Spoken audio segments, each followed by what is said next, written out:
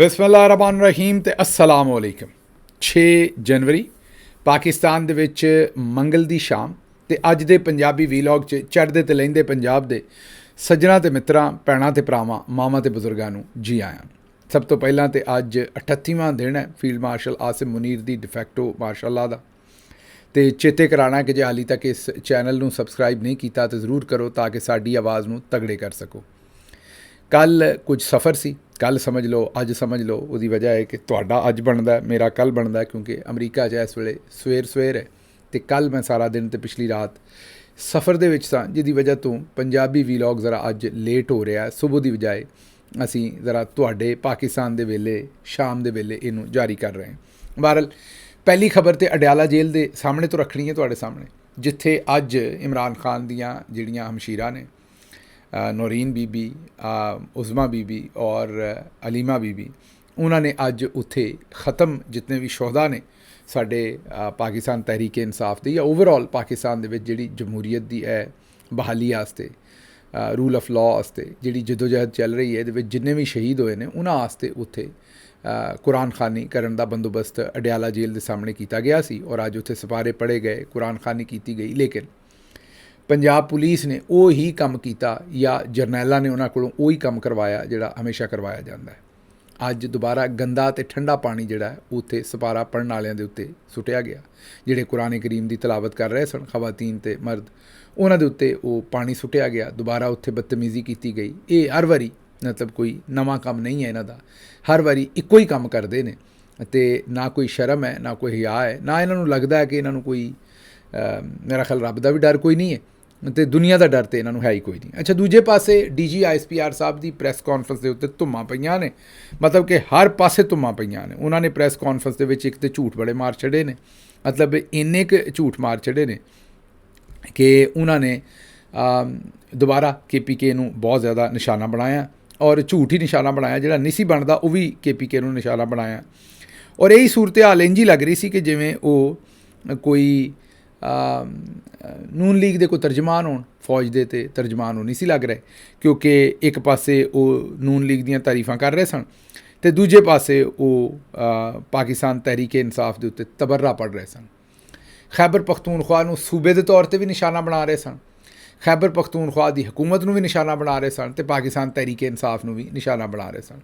ਦੂਜੇ ਪਾਸੇ ਤਾਲਿਬਾਨ ਦੇ ਹਮਦਰਦ ਕਹਿ ਰਹੇ ਸਨ ਇਮਰਾਨ ਖਾਨ ਸਾਹਿਬ ਨੂੰ।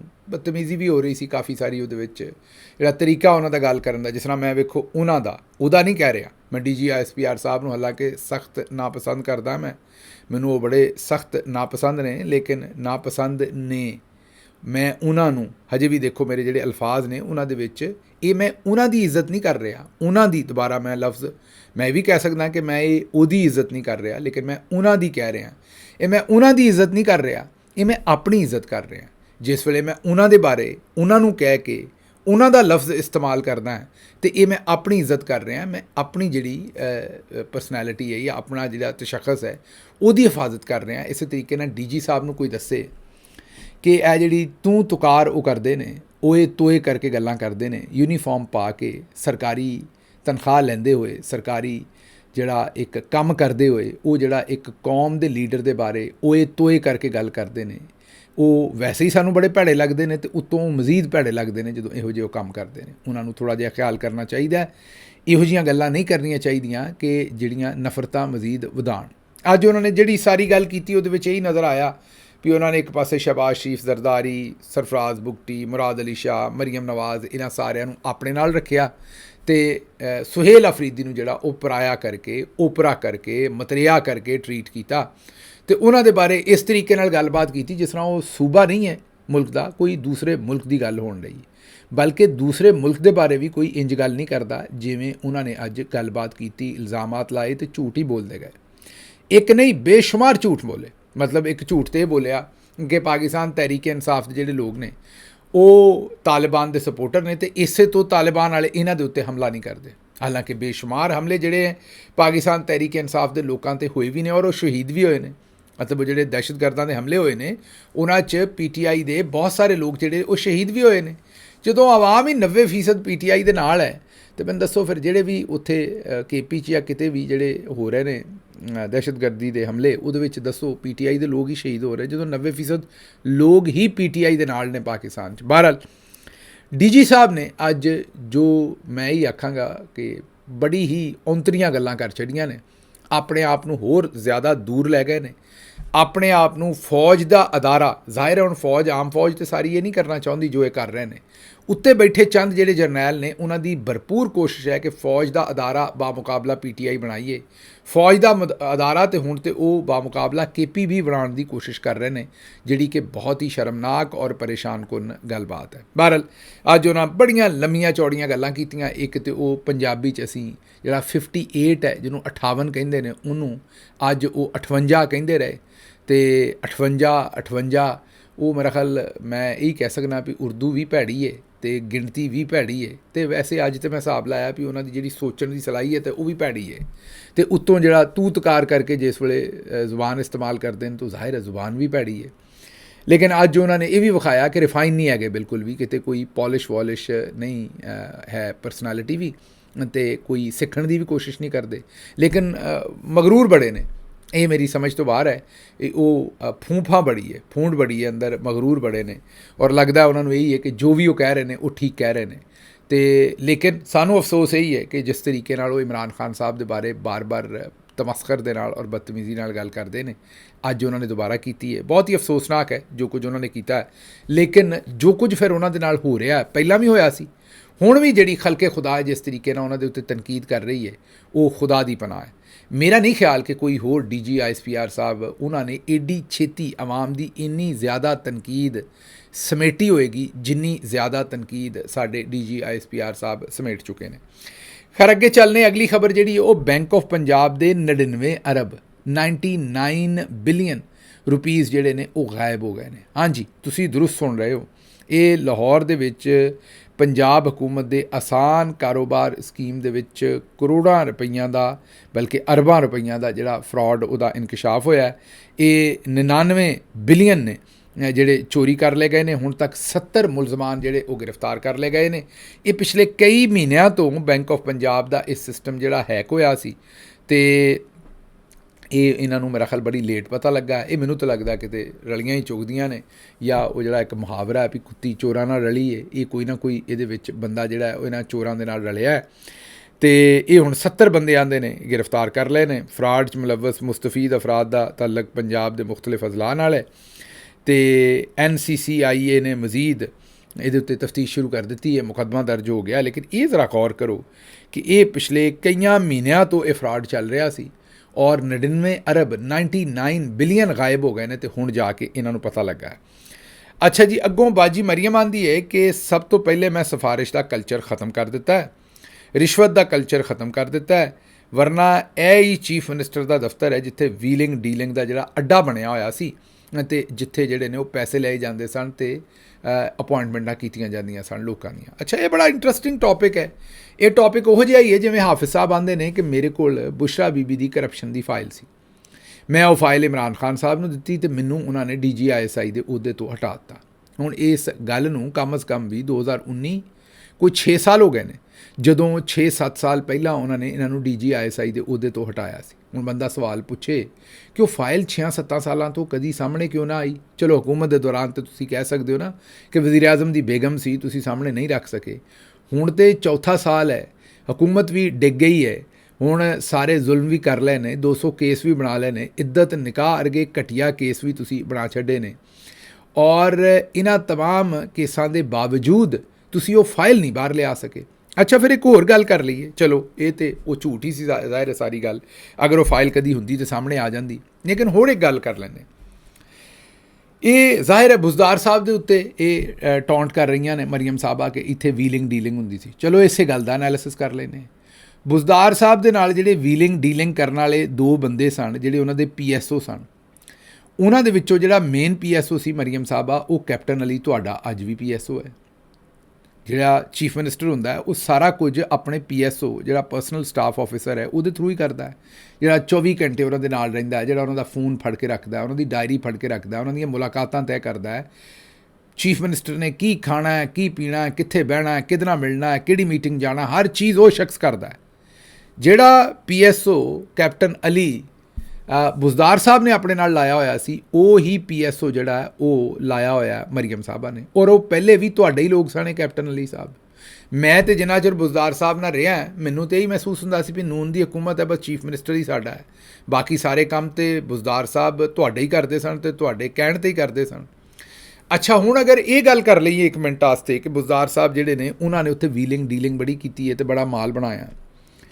ਬੁਜ਼ਦਾਰ ਸਾਹਿਬ ਦੇ ਉੱਤੇ ਇਲਜ਼ਾਮ ਕੀ ਸੀ ਕਿ ਜੀ ਉਹ ਜਿਹੜੇ ਗੁਜਰਾਂ ਵਾਲੇ ਦੇ ਇੱਕ ਗੁਜਰ ਸਾਹਿਬ ਸਨ, ਉਹਨਾਂ ਦੇ ਕਹਿਣ ਦੇ ਉੱਤੇ ਬੁਜ਼ਦਾਰ ਸਾਹਿਬ ਬਹੁਤ ਉਹਨਾਂ ਦੇ ਹੁਕਮ ਦੇ ਤਾਬੇ ਸਨ ਅਤੇ ਉਹਨਾਂ ਦੇ ਕਹਿਣ ਦੇ ਉੱਤੇ ਅਪੁਆਇੰਟਮੈਂਟਾਂ ਦਿੰਦੇ ਸਨ। ਇਹ ਉਹਨਾਂ ਦੇ ਉੱਤੇ ਇਲਜ਼ਾਮ ਲਾਇਆ ਜਾਂਦਾ ਸੀ ਬਹੁਤ ਜ਼ਿਆਦਾ।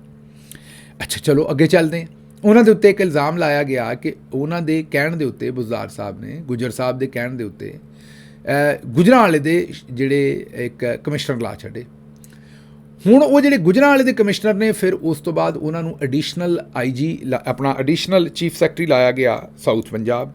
ਉਸ ਤੋਂ ਪਹਿਲਾਂ ਮਤਲਬ ਗੁਜਰਾਂ ਵਾਲੇ ਦੇ ਕਮਿਸ਼ਨਰ ਤੋਂ ਬਾਅਦ ਉਹਨਾਂ ਨੂੰ ਲਾਇਆ ਗਿਆ ਹੈਲਥ ਦਾ ਸੈਕਟਰੀ। ਇਹ ਸਾਰੇ ਜਿਹੜੇ ਤਿੰਨੋਂ ਅਹੁਦੇ ਉਹਨਾਂ ਨੂੰ ਦਿੱਤੇ ਗਏ, ਉਹਦੇ ਬਾਰੇ ਇਲਜ਼ਾਮ ਇਹ ਸੀ ਕਿ ਜੀ ਇਹ ਉਹਨਾਂ ਨੂੰ ਫਰਾ ਸਾਹਿਬਾ ਜਿਹੜੀਆਂ ਨੇ ਉਹਨਾਂ ਦੇ ਸ਼ੌਹਰ ਦੇ ਕਹਿਣ ਦੇ ਉੱਤੇ ਇਹ ਇਲਜ਼ਾਮ ਸੀ। ਜ਼ਾਹਿਰ ਹੈ ਇਹਦੇ 'ਚ ਸੱਚਾਈ ਤਾਂ ਕੋਈ ਨਹੀਂ ਹੈ, ਸੱਚਾਈ ਹੁੰਦੀ ਤਾਂ ਹੁਣ ਤੱਕ ਸਾਹਮਣੇ ਆ ਜਾਂਦੀ ਗੱਲ, ਲੇਕਿਨ ਇਹ ਇਲਜ਼ਾਮ ਸੀ ਬਾਰ-ਬਾਰ ਕਿ ਫਰਾ ਸਾਹਿਬਾ ਦੇ ਜਿਹੜੇ ਸ਼ੌਹਰ ਨੇ ਉਹਨਾਂ ਦੇ ਕਹਿਣ ਦੇ ਉੱਤੇ ਉਹ, ਕਿਉਂਕਿ ਉਹਨਾਂ ਦਾ ਤਾਲੁਕ ਵੀ ਗੁਜਰ ਬਰਾਦਰੀ ਨਾਲ ਹੈ ਜਿਹੜੇ ਚੀਫ ਸੈਕਟਰੀ ਸਾਹਿਬ ਨੇ, ਅਤੇ ਉਹਨਾਂ ਨੂੰ ਗੁਜਰਾਂ ਵਾਲੇ ਦਾ ਪਹਿਲੇ ਕਮਿਸ਼ਨਰ ਲਾਇਆ ਗਿਆ, ਫਿਰ ਉਹਨਾਂ ਨੂੰ ਹੈਲਥ ਸੈਕਟਰੀ ਲਾਇਆ ਗਿਆ ਅਤੇ ਫਿਰ ਐਡੀਸ਼ਨਲ ਸੈਕਟਰੀ ਪੰਜਾਬ ਲਾਇਆ ਗਿਆ। ਅੱਛਾ ਜੀ, ਹੁਣ ਮਰੀਮ ਸਾਹਿਬਾ ਦੀ ਗੱਲ ਮੰਨ ਲੈਂਦੇ ਹਾਂ ਕਿ ਵੀਲਿੰਗ ਡੀਲਿੰਗ ਹੁੰਦੀ ਸੀ। ਇਹ ਸਭ ਤੋਂ ਵੱਡਾ ਇਲਜ਼ਾਮ ਬੁਜ਼ਦਾਰ ਸਾਹਿਬ ਦੇ ਉੱਤੇ ਇਹ ਲੱਗਾ ਹੋਇਆ ਸੀ। ਹੁਣ ਜਦੋਂ ਦੀ ਤੁਹਾਡੀ ਹਕੂਮਤ ਆਈ ਹੈ, ਉਹ ਹੀ ਜਿਹੜੇ ਕਮਿਸ਼ਨਰ ਲੱਗੇ ਸਨ ਗੁਜਰਾਂ ਵਾਲੇ ਦੇ, ਉਸ ਤੋਂ ਬਾਅਦ ਜਿਹੜੇ ਹੈਲਥ ਸੈਕਟਰੀ ਲੱਗੇ ਸਨ ਔਰ ਐਡੀਸ਼ਨਲ ਚੀਫ ਸੈਕਟਰੀ ਲੱਗੇ ਸਨ, ਜ਼ਾਹਿਰ ਜ਼ਮਾਨ ਜਿਨ੍ਹਾਂ ਦਾ ਨਾਂ ਹੈ, ਉਹ ਤੁਹਾਡੇ ਚੀਫ ਸੈਕਟਰੀ ਨੇ। ਹਾਂਜੀ, ਉਹ ਮਰੀਮ ਸਾਹਿਬਾ ਦੀ ਹਕੂਮਤ ਦੇ ਲਗਾਤਾਰ ਚੀਫ ਸੈਕਟਰੀ ਨੇ। ਮਤਲਬ ਜਿਨ੍ਹਾਂ ਨਾਲ ਰਲ ਕੇ ਬੁਜ਼ਦਾਰ ਸਾਹਿਬ ਵੀਲਿੰਗ ਡੀਲਿੰਗ ਕਰਦੇ ਸਨ, ਉਹਨਾਂ ਦੇ PSO ਤੋਂ ਲੈ ਕੇ ਅਤੇ ਉਹਨਾਂ ਦੇ ਐਡੀਸ਼ਨਲ ਚੀਫ ਸੈਕਟਰੀ ਜਾਂ ਉਹਨਾਂ ਦੇ ਲਾਏ ਹੋਏ ਕਮਿਸ਼ਨਰ, ਜਿਹੜਾ ਇਲਜ਼ਾਮ ਸੀ ਕਿ ਉਹਨਾਂ ਦੇ ਕਹਿਣ 'ਤੇ ਉਹਨਾਂ ਨੇ ਲਾਇਆ ਹੈ ਗੁਜਰ ਸਾਹਿਬ ਦੇ, ਉਹ ਤੁਹਾਡੇ ਚੀਫ ਸੈਕਟਰੀ ਨੇ ਪਿਛਲੇ ਜਦੋਂ ਦੀ ਤੁਹਾਡੀ ਹਕੂਮਤ ਆਈ ਹੈ। ਅਤੇ ਫਿਰ ਵੀਲਿੰਗ ਡੀਲਿੰਗ ਤੁਸੀਂ ਕਰ ਰਹੇ ਹੋ ਜਾਂ ਉਹਨਾਂ ਨੇ ਕੀਤੀ ਸੀ? ਜਾਂ ਤਾਂ ਉਹਨਾਂ ਨੇ ਵੀ ਨਹੀਂ ਸੀ ਕੀਤੀ, ਅਗਰ ਉਹਨਾਂ ਕੀਤੀ ਤਾਂ ਫਿਰ ਤੁਸੀਂ ਵੀ ਕਰ ਰਹੇ ਹੋ। ਇਸ ਲਈ ਇਹ ਗੱਲਾਂ ਮੈਰਿਟ ਵਾਲੀਆਂ ਤੁਸੀਂ ਨਾ ਹੀ ਕਰਿਆ ਕਰੋ ਅਤੇ ਤੁਹਾਡੇ ਮੂੰਹੋਂ ਫੱਬਦੀਆਂ ਨਹੀਂ, ਅਤੇ ਬਹਰਹਾਲ ਤੁਸੀਂ ਕਰੋਗੇ ਅਤੇ ਫਿਰ ਜਵਾਬ ਵੀ ਤੁਹਾਨੂੰ ਕੋਈ ਨਾ ਕੋਈ ਜਿਹੜਾ ਉਹ ਆਉਂਦਾ ਰਹੇਗਾ। ਅੱਛਾ ਜੀ, ਫਿਰ ਅੱਗੋਂ ਬਾਜੀ ਨੇ ਕਿਹਾ ਕਿ ਪੈਸੇ ਨਹੀਂ, ਵਰਨਾ ਮੈਂ ਆਵਾਮ ਲਈ ਬੜਾ ਕੁਝ ਕਰਨਾ ਚਾਹੁੰਦੀ ਹਾਂ। ਮਰੀਮ ਸਾਹਿਬਾ ਨੇ ਬਿਆਨ ਦਿੱਤਾ ਕਿ ਮੇਰੇ ਕੋਲ ਪੈਸੇ ਨਹੀਂ, ਵਰਨਾ ਮੈਂ ਆਵਾਮ ਵਾਸਤੇ ਬੜਾ ਕੁਝ ਕਰਨਾ ਚਾਹੁੰਦੀ ਹਾਂ। ਅੱਜ ਦੇ ਦਿਨ ਹੀ ਇੱਕ ਦੂਜੇ ਥਾਂ 'ਤੇ ਬਾਜੀ ਫਰਮਾ ਰਹੀ ਸੀ ਕਿ ਪੈਸੇ ਤਾਂ ਸਾਰਿਆਂ ਦੇ ਕੋਲ ਹੁੰਦੇ ਨੇ, ਲੇਕਿਨ ਖਰਚ ਕਰਨ ਦਾ ਤਰੀਕਾ ਸਾਰਿਆਂ ਨੂੰ ਨਹੀਂ ਪਤਾ ਹੁੰਦਾ। ਅਤੇ ਉਸ ਤੋਂ ਚੰਦ ਘੰਟੇ ਬਾਅਦ ਹੀ ਬਾਜੀ ਕਹਿੰਦੀ ਹੈ ਜਾਂ ਤਰੀਕਾ ਨਹੀਂ ਹੁੰਦਾ ਜਾਂ ਖਰਚ ਕਰ ਨਹੀਂ ਸਕਦੇ ਕੁਝ ਲੋਕ ਪੈਸੇ। ਅਤੇ ਜਿਹੜੇ ਬਾਜੀ ਕਹਿ ਰਹੀ ਕਿ ਪੈਸੇ ਸਭ ਦੇ ਕੋਲ ਹੁੰਦੇ ਨੇ, ਲੇਕਿਨ ਉਹਨਾਂ ਨੂੰ ਲੋਕ ਖਰਚ ਨਹੀਂ ਕਰਦੇ ਉਹਨਾਂ ਪੈਸਿਆਂ ਨੂੰ। ਅਤੇ ਫਿਰ ਚੰਦ ਘੰਟੇ ਬਾਅਦ ਬਾਜੀ ਕਿਤੇ ਜਾ ਕੇ ਕਹਿ ਰਹੇ ਨੇ ਕਿ ਮੇਰੇ ਕੋਲ ਪੈਸੇ ਨਹੀਂ, ਵਰਨਾ ਮੈਂ ਆਵਾਮ ਦੇ ਉੱਤੇ ਬੜਾ ਕੁਝ ਖਰਚ ਕਰਨਾ ਚਾਹੁੰਦੀ ਸੀ। ਹੁਣ ਆਪੇ ਬਾਜੀ ਦੱਸ ਦਿਓ ਵੀ ਇਹਦੇ 'ਚੋਂ ਝੂਠ ਕੀ ਹੈ ਅਤੇ ਸੱਚ ਕੀ ਹੈ, ਕਿਉਂਕਿ ਤੁਸੀਂ ਸਾਰੇ ਪਾਸੇ ਹਰ ਤਰ੍ਹਾਂ ਦੀਆਂ ਸਟੇਟਮੈਂਟਾਂ ਜਿਹੜੀਆਂ ਨੇ ਉਹ ਦੇਈ ਜਾਂਦੇ ਹੋ। ਅੱਗੇ ਜੀ, ਚਕਵਾਲ 'ਚ 2000 ਰੁਪਈਏ ਦਾ ਚਲਾਨ ਹੋਣ 'ਤੇ ਸ਼ਹਿਰੀ ਇੱਕ ਹਵਾਲਦਾਰ ਰਿਟਾਇਰਡ ਜਿਹੜਾ ਸੀ ਮੁਹੰਮਦ ਖਾਨ, ਉਹ ਹਾਰਟ ਅਟੈਕ ਦੇ ਨਾਲ ਜਾਂ ਬਹਕ ਹੋ ਗਿਆ। ਉਹਦੀ ਵਜ੍ਹਾ ਕੀ ਹੈ? ਸ਼ਨਾਖਤੀ ਕਾਰਡ ਵੀ ਕੋਲ ਹੈ ਸੀ, ਲਾਇਸੈਂਸ ਵੀ ਕੋਲ ਹੈ ਸੀ, ਰਜਿਸਟ੍ਰੇਸ਼ਨ ਕਾਰਡ ਵੀ ਕੋਲ ਹੈ ਸੀ, ਸਾਰੇ ਕਾਗਜ਼ ਪੂਰੇ ਸਨ। ਕਿਤੇ ਮੇਰਾ ਖਿਆਲ ਕੋਈ ਨੰਬਰ ਪਲੇਟ ਜਿਹੜੀ ਸੀ ਮੋਟਰਸਾਈਕਲ ਦੀ ਉੱਤੇ ਕੋਈ ਸਟਿੱਕਰ ਵਗੈਰਾ ਲੱਗਾ ਸੀ ਅਤੇ ਵਾਰਡਨ ਨੇ ਉਹਦੇ 'ਤੇ 2000 ਰੁਪਏ ਦਾ ਜੁਰਮਾਨਾ ਕਰ ਦਿੱਤਾ। ਲੋਕੀ ਗੁਰਬਤ ਦੇ ਨਾਲ ਪਿਸੇ ਨੇ, ਹਾਲਾਤ ਬੁਰੇ ਨੇ, ਉਹਨਾਂ ਨੇ ਰਿਐਕਟ ਕੀਤਾ ਇਹਦੇ 'ਤੇ, ਦਿਲ ਦਾ ਦੌਰਾ ਪਿਆ ਔਰ ਉਹ ਅੱਲਾ ਨੂੰ ਪਿਆਰੇ ਹੋ ਗਏ। ਅਗਲੀ ਖਬਰ ਸੁਣ ਲਓ, ਜਿਹੜੀ ਅਗਲੀ ਖਬਰ ਹੋਏਗੀ ਉਹ ਤੁਸੀਂ ਸੁਣ ਕੇ ਤੇ ਹੋਰ ਹੈਰਾਨ ਹੋ ਜਾਓਗੇ। ਪੰਜਾਬ ਦੇ ਵਿੱਚ ਬੈਰੂਨੇ ਮੁਲਕ ਦੁਬਈ ਦੇ ਡਰਾਈਵਿੰਗ ਲਾਇਸੈਂਸ 'ਤੇ ਗੱਡੀ ਚਲਾਉਣਾ ਜੁਰਮ ਹੋ ਗਿਆ। ਉਹਦੇ 'ਤੇ ਵੀ ਵਾਰਡਨ ਜਿਹੜਾ ਉਹ ਚਲਾਨ ਕਰੀ ਆਉਂਦੇ ਨੇ। ਉਹਨਾਂ ਕਿਹਾ ਅਸੀਂ ਕੋਈ ਗਿਰਿਆ ਹੋਇਆ ਮੁਲਕ ਨਹੀਂ ਹੈ ਅਤੇ ਕਿ ਤੁਸੀਂ ਦੂਜੇ ਮੁਲਕ ਦਾ ਇੱਥੇ ਡਰਾਈਵਰਸ ਲਾਇਸੈਂਸ ਜਿਹੜਾ ਹੈ, ਅੱਛਾ ਅਮਰੀਕਾ 'ਚ ਇਹਨੂੰ ਡਰਾਈਵਰਸ ਲਾਇਸੈਂਸ ਕਹਿੰਦੇ ਨੇ ਅਤੇ ਪਾਕਿਸਤਾਨ ਦੇ ਵਿੱਚ ਇਹਨੂੰ ਡਰਾਈਵਿੰਗ ਲਾਇਸੈਂਸ ਕਹਿੰਦੇ ਨੇ। ਇਹ ਅਗਰ ਮੈਂ ਕਦੇ ਡਰਾਈਵਰਸ ਲਾਇਸੈਂਸ ਕਹਿ ਦਿਆ ਕਰਾਂ ਜਾਂ ਮੂੰਹ ਚੁੱਕ ਕਿਤੇ ਹੈ ਤਾਂ ਮੈਂ ਕੋਈ ਅੰਗਰੇਜ਼ ਨਹੀਂ, ਲੇਕਿਨ ਇੱਥੇ ਰਹਿੰਦੇ ਆਦਤ ਪੈ ਜਾਂਦੀ ਹੈ। ਅਸੀਂ ਉੱਥੇ ਇੰਟਰਨੈਟ ਆਖਦੇ ਹਾਂ ਅਤੇ ਇੱਥੇ ਇੰਟਰਨੈਟ ਆਖਦੇ ਨੇ। ਤੇ ਇਸੇ ਤਰੀਕੇ ਨਾਲ ਅਸੀਂ ਉੱਥੇ ਮੋਬਾਈਲ ਫੋਨ ਆਖਦੇ ਹਾਂ ਤੇ ਇੱਥੇ ਮੋਬਾਈਲ ਫੋਨ ਆਖਦੇ ਨੇ, ਤੇ ਇਹ ਮੇਰੇ ਮੂੰਹ ਚੋਂ ਕਦੇ ਕਦੇ ਇਸ ਤਰੀਕੇ ਨਾਲ ਲਫ਼ਜ਼ ਅਸੀਂ ਇਸਰਾਈਲ ਆਖਦੇ ਹਾਂ, ਇੱਥੇ ਇਜ਼ਰਾਈਲ ਆਖਦੇ ਨੇ। ਤੇ ਇਸੇ ਤਰੀਕੇ ਨਾਲ ਅਗਰ ਕਦੀ ਕੋਈ ਲਫ਼ਜ਼ ਅੱਗੇ ਪਿੱਛੇ ਹੋਇਆ ਕਰੇ ਤਾਂ ਉਹਦੀ ਮਾफ़ੀ ਦਿਆ ਕਰੋ। ਕਈ ਬੰਦੇ ਕੁਰੈਕਸ਼ਨ ਕਰਦੇ ਨੇ ਵੀ ਇਹ ਲਫ਼ਜ਼ ਤੁਸੀਂ ਗਲਤ ਕਿਹਾ। ਹੁਣ ਉਹ ਮੁਸੀਬਤ ਕੀ ਹੈ ਵੀ ਕੋਈ ਲਫ਼ਜ਼ ਪਿੰਡ ਦੀ ਤਰਜ਼ 'ਤੇ ਨਿਕਲਦਾ ਹੈ, ਕੋਈ ਲਫ਼ਜ਼ ਸ਼ਹਿਰ ਦੀ ਤਰਜ਼ ਫੈਸਲਾਬਾਦ 'ਤੇ ਨਿਕਲਦਾ ਹੈ, ਕੋਈ ਲਾਹੌਰ ਦੀ ਤਰਜ਼ 'ਤੇ ਜਿੱਥੇ ਜਿੱਥੇ ਰਹੇ, ਕੋਈ ਕਰਾਚੀ ਦੀ ਤਰਜ਼ 'ਤੇ ਕੋਈ ਫਿਰ ਬਾਹਰ ਦੀ ਤਰਜ਼ 'ਤੇ ਸਾਡੀਆਂ ਤਾਂ ਤਰਜ਼ਾਂ ਹੀ ਪਤਾ ਨਹੀਂ ਕਿੰਨੀਆਂ ਕੁ ਨੇ। ਅਤੇ ਸਾਨੂੰ ਕਈ ਵਾਰੀ ਆਪ ਵੀ ਸਮਝ ਨਹੀਂ ਆਉਂਦੀ ਵੀ ਇਹ ਜਿਹੜਾ ਲਫ਼ਜ਼ ਕੱਢ ਕੇ, ਮੇਰਾ ਮਤਲਬ ਹੈ ਨੁੱਕਰੋਂ ਕੱਢ ਕੇ ਬੋਲਣ ਡਏ ਹੈ, ਇਹ ਅਸਲ ਦੇ ਵਿੱਚ ਲਫ਼ਜ਼ ਸਾਡੀ ਜ਼ੁਬਾਨ 'ਤੇ ਫੱਬਣ 'ਤੇ ਨਹੀਂ ਰਿਹਾ, ਪਰ ਇਹ ਸਾਡੇ ਕੋਲ ਆਇਆ ਕਿੱਥੋਂ ਹੈ। ਲੇਕਿਨ ਚਲੋ ਅੱਗੇ ਚੱਲਨੇ।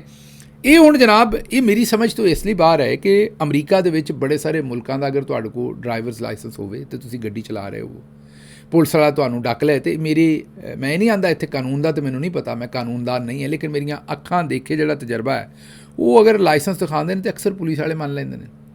ਲੇਕਿਨ ਸਾਡੇ ਵਾਰਡਨ ਜਿਹੜੇ ਆਉਂਦੇ ਨੇ, ਉਹ ਹਾਲਾਂਕਿ ਦੁਬਈ ਦਾ ਜਿਹੜਾ ਡਰਾਈਵਰਸ ਲਾਇਸੈਂਸ ਹੈ ਉਹਦਾ ਸਟੈਂਡਰਡ ਕਾਫੀ ਬਿਹਤਰ ਹੈ, ਔਰ ਦੁਬਈ ਦਾ ਲਾਇਸੈਂਸ ਜਿਹੜਾ ਉਹ ਬੜੇ ਸਾਰੇ ਅਮਰੀਕਾ ਵੈਸਟਰਨ ਕੰਟਰੀਜ਼ ਦੇ ਵਿੱਚ ਵੀ ਉਹਨੂੰ ਮੰਨ ਲਿਆ ਜਾਂਦਾ ਹੈ ਔਰ ਉਹਦਾ ਇਹਤਰਾਮ ਕੀਤਾ ਜਾਂਦਾ। ਲੇਕਿਨ ਸਾਡੇ ਜਿਹੜੇ ਵਾਰਡਨ ਨੇ ਇੱਥੇ ਮਾੜੇ ਬੰਦੇ ਨੂੰ ਤੁੰਨ ਕੇ ਜੋ ਰੱਖਣਾ ਹੈ, ਪਾਲਿਸੀ ਜੋ ਇਹ ਹੈ ਕਿ ਮਾੜੇ ਬੰਦੇ ਨੂੰ ਤੁੰਨ ਕੇ ਰੱਖਣਾ, ਇਸ ਲਈ ਜਿਹੜਾ ਸਾਹਮਣੇ ਆਉਂਦਾ ਉਹਨੂੰ ਤੁੰਨੀ ਆਉਂਦੇ ਨੇ, ਹੋਰ ਕੋਈ ਕੰਮ ਜਿਹੜਾ ਉਹ ਹੈ ਕੋਈ ਨਹੀਂ।